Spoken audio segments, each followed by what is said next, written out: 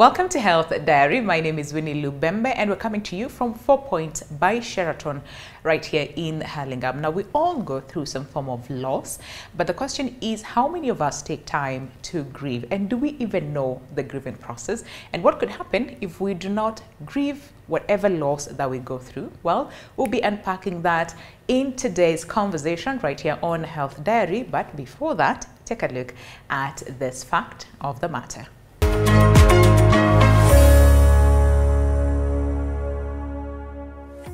Depression is a common mental disorder affecting an estimated 264 million people globally.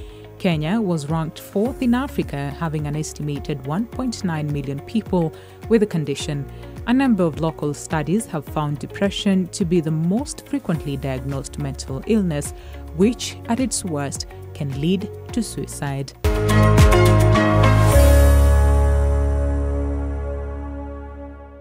All right, so let's get to understand more in terms of dealing with grief and how that can lead to depression and how do you handle that. Well, to help us with the conversation, I am joined by Wanjiru Mbogori, who is a trauma therapist. It's so good to see you once again. How are you doing today? I'm good, thanks. You're well, karibu sana. And of course, we also have Helen Wangui, who is here to share her experience with us and of course just help us understand how then do you deal, with a case of loss and grief, and at the same time, just dealing with depressive episodes here and there. And has she healed? Is she on a healing journey? Of course, she'll share with us as well. So Helen, it's so good to see you.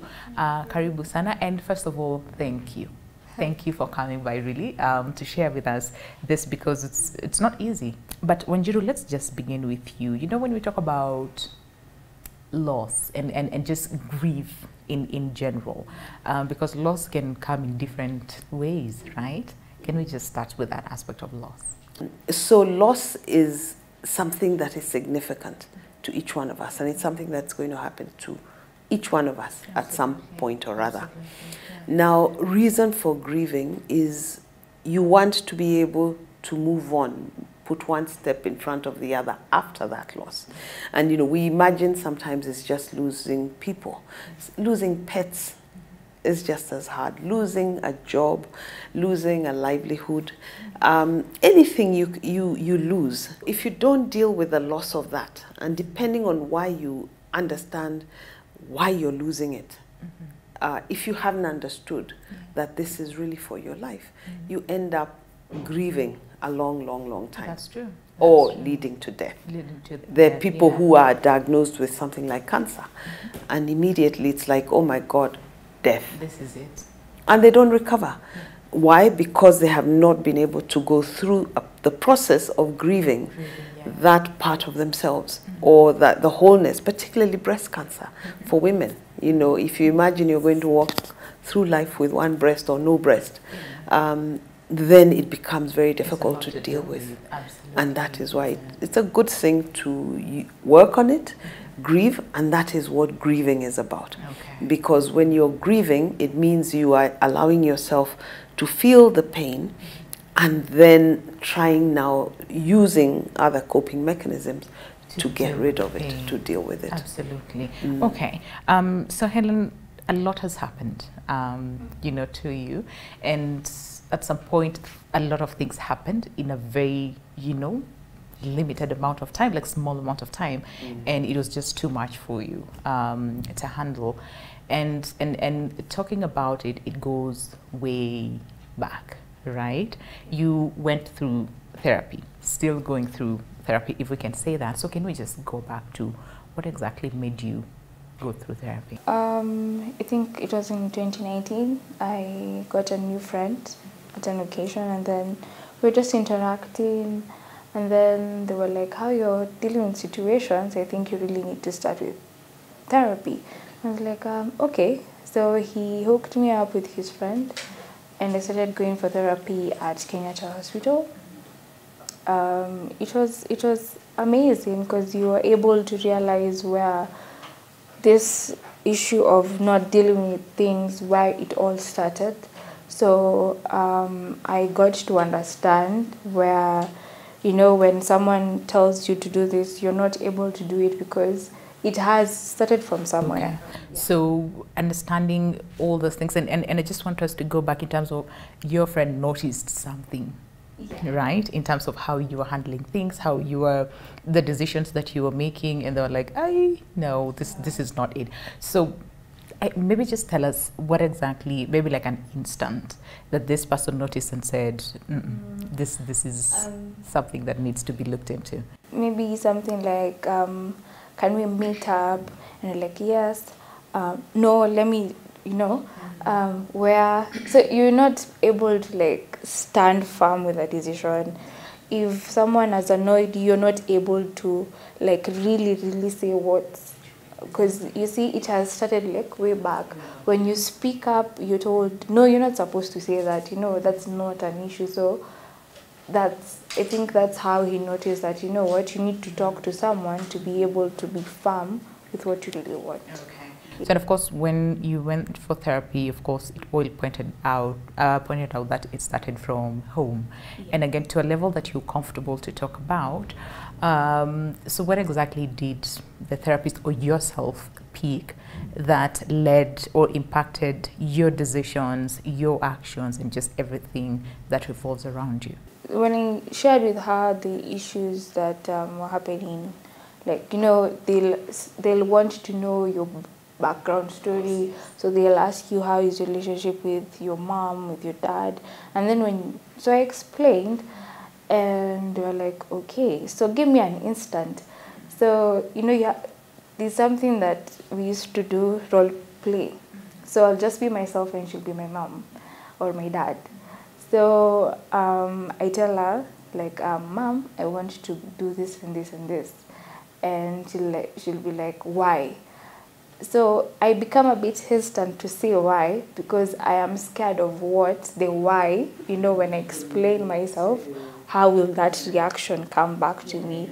So then that's when she said, you see, you're not able to express yourself because there's like a block, yes. Like you're scared of, it still happens, because I when I express myself, I don't know, like, the next person what they'll say. How the reaction, you know, and you didn't maybe have ill intentions, you just want them to listen to what you're just trying to say. Yeah. So she just realized that because of that relationship or the responses that I was getting from home, now the problem started there. All right. So, and of course, there's a lot of losses, you know, from there, that when you got into a relationship, of course, this also, you know, had an impact in your life. So just take us through your relationship, again, to a level that you're comfortable with, to share that part of loss that you experienced. My relationship at home is not that fine. So you see, because of lack of the affection and attention, you yearn it, you like feel like, you know, I want to feel this from somewhere else. So you get a friend, you start dating, you talk, they give you the affection you need, the attention you need. So you forget yourself for a moment, you know, you're happy, you're excited, you're making even plans in your head. And then boom, you realize that you are a side chick, you know, so, and then they end up telling you, I love this person more than I love you, you know. And at the same time, I remember that incident. I was going through grief, loss of someone that I loved dearly. So, and then all of a sudden you realize you are not the only person in this person's life, and it felt like they didn't even care about you for any moment. So all this just comes into one big hole, and you're like, wow, what's really happening? Everything is just falling apart. You feel like no one really cares. You feel like you're worthless. No, you're not. You don't even deserve to be loved. You know, no one is really there. So it was so heavy that I became really suicidal. Let me bring in Wanjiru in this sense, because it's a lot, right? It's a lot to first of all, to try and process, because for her, of course, it started way back, and that influenced her choices, decisions, everything around her. And then at some point, she lost a number of things that were very important and valuable to her. So can we just understand, first of all, how the brain, you know, sort of tries to adapt to, because you're not getting this at home where you are supposed to get it anyway, and how that then sort of shapes who we are as a people, even growing up. The growing up, the developmental years are very, very important in a person's life as they grow, because they shape you. Now, as she said, as Helen said, what she didn't get, now, the minute somebody comes along, looks like they're giving it to her. Because in the brain, we have the nerves that are telling us, you know, we've got the happy things there that we want something happy. We want something good. That's how we know what is good, what is bad. So if we want something good, there's something in our heads telling us, what I didn't get there, I'm getting here. And then you go all out. Then you hit the brick wall. So you get crushed. And it's almost like it's my fault. I don't get it at home. I didn't get it when I was growing up. So it must be me. So that's what now starts going on in the brain. And it's not anything that you can, that other people will relate to, because they're people who don't crave it because they have seen it over generations. Now, if you crave it because you know it, you've seen and you've got the example of it, you do not see why you cannot get it. And so the first one that comes along, and usually that is where people go. So hence a bad relationship. Hence, you know, even not reading that relationship right, because you're looking for something, and the minute you see a semblance of it, you run for it. So when she gets crushed, when Helen gets crushed, then it's a whole myriad of things. Hence her eventual route now to, I must end this because it's too painful. How about we just put a pause and take a break and just, because it really is heavy, because you talked about how important it is to just, first of all, go through the grieving process, and then, you know, see what happens later on. And of course, we'd also want to understand, so were you able to deal with the same? Were you able to grieve? How are you now? Because like we said, you're still going through therapy. So of course, all that conversation is coming up after the short break. Stay with us. This is Health Diary.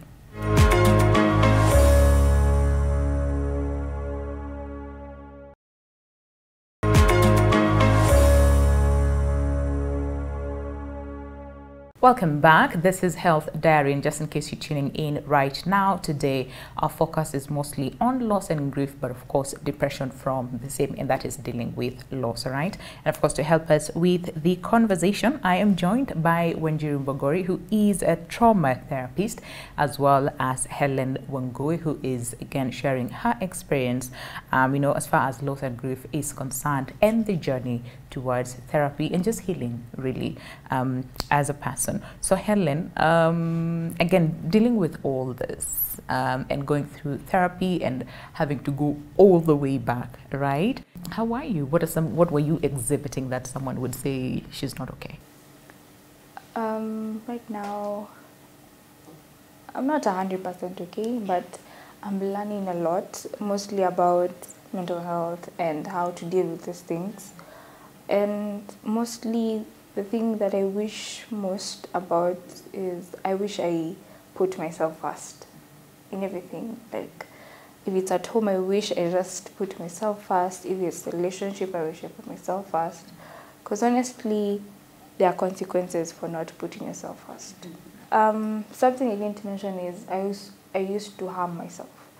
When I got angry or I felt a lot of pain, I used to take a razor blade and cut my hand. I have some few scars, but they're ending. And right now, I try to just calm myself down. You can take deep breaths, count 1 to 10, and then, you know, take a walk, call a friend, you know. In as much as at some point you feel like you don't really have a friend, because you feel that way. but I am sure you won't lack one person who will listen to you. So getting to see my circle, getting to at least say no, it has been hard. But you're trying. I'm like trying, you said, you know, still, and still standing firm. Yeah. And standing firm, I'm like, no. And if they ask why, I'm like, no, it's enough. I've said no. So you don't really have to explain yourself. But why do we sometimes people get to that point of harming themselves physically in order to deal with the pain that they feel inside? Because it's too much. It is too much and they have no way of letting it out. So if they can feel a different kind of pain, then that, like she says, brings her back to reality. Okay, I can feel this pain. Because sometimes you're so numb from pain. One can get, when I talk about grief, grief is personal. How I grieve, how you grieve, how Helen grieves are totally different. We may have the same relative or the same loss, but how we grieve is different. Now, one of us may be able to express and say, I feel so bad. I don't know what to do. Another person may think, oh, if I tell them how I feel, they'll think. So it's inside. The pain is so deep that you do not know what to do with it, that you feel like if you cut yourself, that pain, that sharp pain you feel is what brings you back to, yes, okay, I'm still human, I'm still here. Because sometimes it's just that shutdown. Because with grief, people tend to shut down as well. There are people who don't talk. With Helen, there is a multiple sense of loss and a lot of things. And then maybe, like, we talked about self-blame. She may be blaming herself for some of it, especially things that happen as a child. Because children are very good at seeing what is happening, but they don't always perceive. They don't always understand what is going on. So if there are quarrels in the home, all they can tell you is noise, noise, noise, Like, there's a child who thought the parents were fighting, and I said, actually, they're not fighting. They're just being loud. Yeah. But when you've lived in a home where there hasn't been that kind of thing, suddenly there is loud noise, it becomes noise to the child. So if, Helen has carried a lot of baggage, a lot of unresolved grief, unresolved issues, and then they've been compounded by different other losses. Losses, yes. And Helen, you said in all these losses, at no given point did you grieve. So then, like coping for you, what did that look like before you went through therapy? Honestly, I didn't think I'll be here. I didn't think I'll be here. It wasn't even in my mind. So find someone you can talk to. Do therapy. It honestly helps. I kind of stopped because my therapist, I was supposed to see a psychiatrist, but I was really scared of them telling me that I have to take medicines, and medicines were freaking me out at that point. So I was like, no. And also the fear of opening up to someone new, because, this person was my safe space. But it's okay, you can start afresh. Yeah. When you're then grieving process, then what does that look like, and why is it important? And I think just talking before we came on here, we got to understand there's a bit of depression as well, but it's like sort of like on and off. Yeah, depression is one of those things that can manifest if you don't grieve, because grieving is a process, as you say. And I say it's a process because you go through different emotions, and it's not neat. As far as grief is concerned, it's not neat. Today, Helen is very good. Tomorrow, she may be not able to get out of bed. She might just stay there and not get out. So it's one of those things one has to understand, that as you work through it and as you allow yourself to go through the pain, acknowledge that this has happened. If it's a loss of a loved one, yes, they have gone. But I am here. What can I do to keep that memory alive without me feeling like they're gone forever. Sometimes the sad thing is people don't allow others to grieve, because that is when they start telling you, for the sake of the children. No, you need that parent to grieve in front of the children so that the children have the right to grieve. Because everybody hides behind everybody else. The children don't want to show their mother they're crying. The mother doesn't want to show. So they know they're not to grieve. And that, if you live and grow up that way, that's how you live. So you bottle up. Like Helen was saying, there were things in her she wasn't bringing out. She wasn't able to do that with her therapist because she has been taught that this is a no-go area. Depression comes into that cycle as well because there is bitterness in that cycle. There is anger.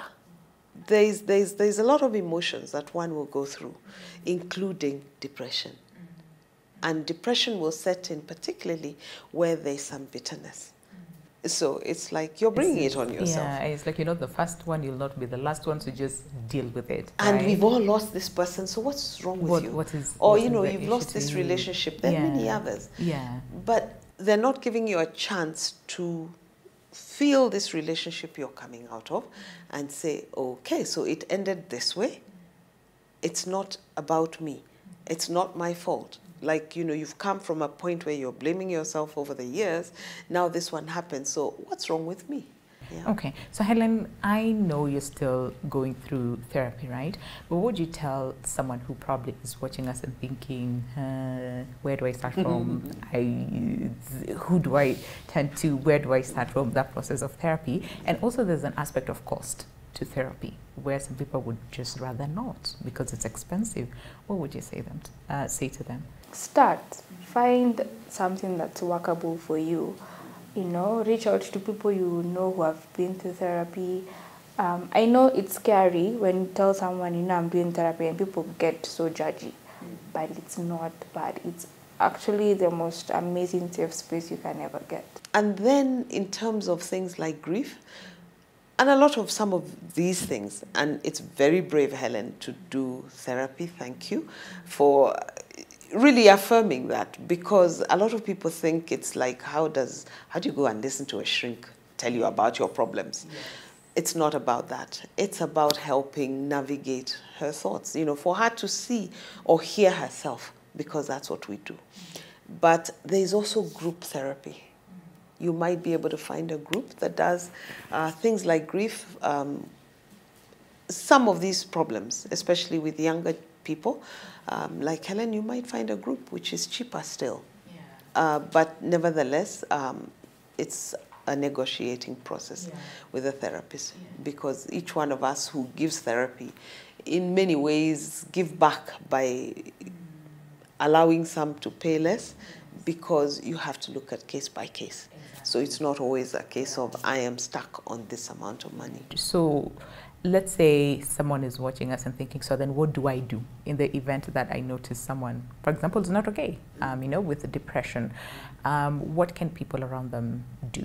Support is meant to is like walking alongside this person. So if you're going to walk alongside this person, she's probably the best person to tell you how to support her. One of the worst thing that can happen is somebody telling you now what is wrong with you. Like I was saying, why are you crying? Ni who, ni he, or that or the other. Even if it's a dog, a pet, whatever. Allow them to share. Allow them to talk. Allow them to cry. But we are uncomfortable with that, so people tend to say, bas, apana. Let them cry. Let them, really cry that thing out, and then get out of it and say, oh, okay, where were we? Thank you very much, Wanjiru Mbogoi, trauma therapist, as well as Helen Wangui, who of course came here today to just share, her experiences, past loss and grief, and also going through therapy. And I hope that you've learned a lot. So we say thank you, first of all the very best in your journey towards healing, and we hope that you will get there. And of course, time for you to take a look at this health tip.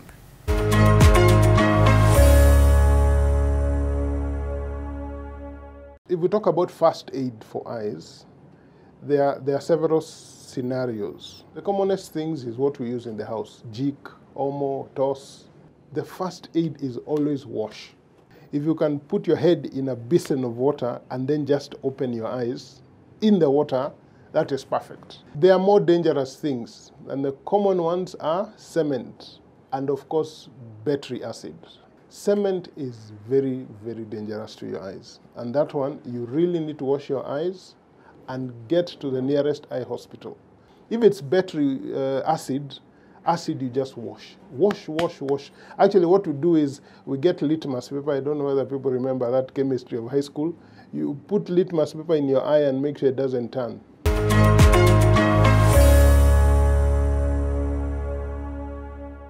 Well, from today's conversation, the most important part is it is okay not to be okay, and it is okay at the same time to seek help, whether you feel okay or not. Therapy is important for all of us. So I hope that you will take that initiative and just go for therapy. All right. So we have to say goodbye. My name is Winnie Lubembe. A special thanks to 4 Points by Sheraton for hosting us. If you have more questions on today's conversation, feel free to interact with us on our social media platforms. Until next time, adios.